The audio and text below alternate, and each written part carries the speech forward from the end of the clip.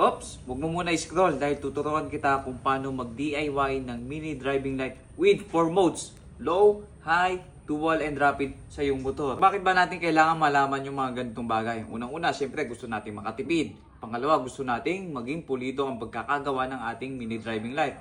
At pangatlo, syempre dagdag kaalaman yan para sa ating mga motorista pagdating sa ating mga motorsiklo. Ano-ano bang mga kailangan natin? Syempre, una, kailangan natin itong ating mini driving light with 4 modes.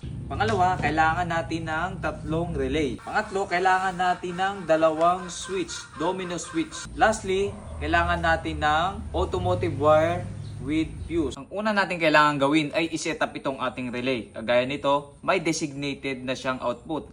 High, low, dual, and rapid. Next, kailangan natin pagsamasamahin itong number 30 na papunta sa battery. Ganon din sa number 85 na papunta naman sa body ground. At dahil may designated output na ang ating mga relay, kunin natin yung number 87. Itong mga number 87 nito, ito yung mga papunta sa ating balas papuntang mini driving light. At pagdating naman sa switch, kailangan natin itong number 86. Pag-iwaiwalayin nyo din siya, lagyan nyo na lang din siya ng tagging na papuntang rapid, papuntang low, at papuntang high. Sa pagsiset up naman ng ating switch, kailangan hanapin muna natin yung common and ilagay na lang din natin yung tagging low and high. Ganun din sa isa pa nating extra switch para sa ating rapid. Since na-set up na natin yung ating relay at yung ating switch, pagsamahin natin yung dalawang common ng ating switch. I suggest gumamit pala kayo ng mga ganitong terminal. Pagdating sa mga dugtungan nyo, para kung magtatanggal kayo, magbabaklas kabit kayo, insert lang siya and ganun lang kadali. Hindi na kayo nag-i-splice ng mga wire. So itong common ng ating mga switch, ilalagay natin dito sa head. Makikita nyo yan sa mga fuse dito sa ating harap. Hugutin nyo lang tapos itatap nyo yung common.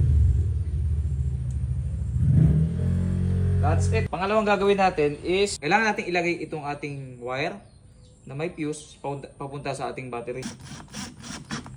Ngayon na nakakabit na yung ating wire na may fuse papunta sa ating battery, ko-connectan na natin itong ating relay na number 30 doon sa wire papuntang battery. Ito namang number 85, yung pinagsama-sama natin kanina, ito yung papunta sa body ground. Maglalagay tayo ng ganito papunta sa body ground. At pagdugtungin natin yung body ground dito. Next, kunin ulit natin yung ating mga switch. Diba yung switch natin nakakonekta na sa accessory wire? Kunin natin siya at i-connect na natin yung output niya. Yung may tagging na low and high. Ko-connect natin dito sa number 86. Low and high. So, dalawang switch meron tayo, no? Kasi meron tayong rapid. Ang last na ikakabit natin is itong ating output dito sa ating balas. Kung makikita nyo, meron siyang 4 na kulay. Naipaliwanag ko na yun sa isa kong video na yung black is yung sa ground, itong blue is yung low, pula is yung rapid, at itong puti yung high. Ikakabit na natin siya dito sa 3 output na sa ating relay, yung number 87. Yan, for the meantime, ganito muna tayo. High yung puti, low yung blue, at itong rapid yung pula. Ito ikakabit din natin sa ground. So may dalawang body ground tayo na ikakabit. Isang galing sa relay at isang galing dito sa ating balas. So ngayon, tapos na. All set na. Try nating paandarin. Kunin natin ang switch, dual, and rapid.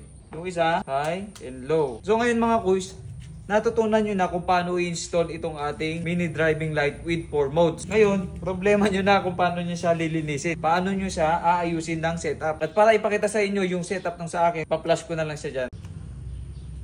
At kung umabot ka sa part ng video na ito, sigurado namang nagustuhan mo ang ganitong klase ng mga video. Kaya pwede ba akong humingi ng favor? Paki-like and share naman. Yan guys, maraming salamat!